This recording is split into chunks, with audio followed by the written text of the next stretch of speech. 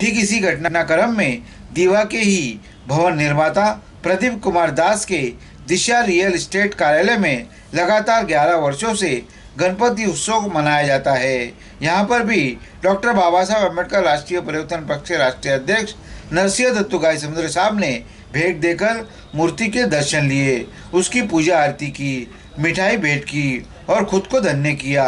इस मौके पर प्रदीप भाई दास ने सभी का शॉल पुष्पगुच्छ देकर सम्मान गौरव किया। इस मौके पर नाना गायसमुद्रे, शांताराम ब्यूसे ने, सरला गायकर, किशोर सोनोने, अरबाज खान, विराज भोईर, तौसीफ शेख का सत्कार गौरव किया गया है।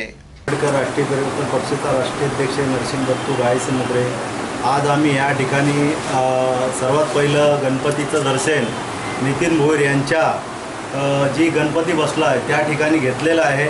तसेच आमचे दिलूबाई हे आज यांच्या कार्यालयामध्ये देखील या ठिकाणी गणपती मोठ्या उत्सवामध्ये या ठिकाणी बसून साजरा केला जात आहे। त्या ठिकाणी लोक दर्शन घेऊन आपलं म्हणणं व्यक्त करत आहेत।